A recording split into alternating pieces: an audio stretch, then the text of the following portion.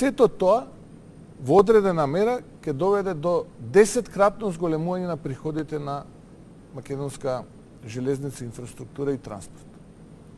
И ова не е калкулација која што ние ја правевме затоа што ете така не текнало, иако сум јас инженер, еве не е битно. Туку седнавме со луѓе, со експерти со кои што ова го сработевме и во делот на транспортот и во делот на превоз. Они ќе направиле бришка на европскиот пазар затоа што он ќе им на пруга. Брза пруга. Што ќе одела. И сега за кога ја правиме пругава?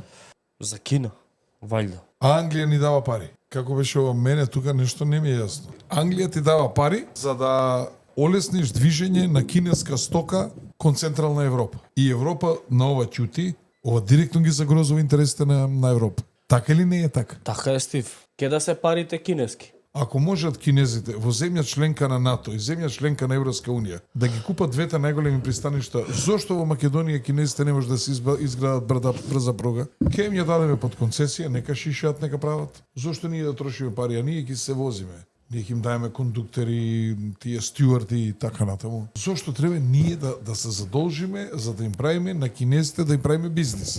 Ќе си го направат сами пруга и ќе си прават бизнис, а и ние умеѓу време ќе си правиме бизнис. Значи, олеснуваме движењето и поевтинување на кинеската стока до Централна Европа, а парите ни ги дава Англија. Ај, луѓе, објаснете ми го ова мене.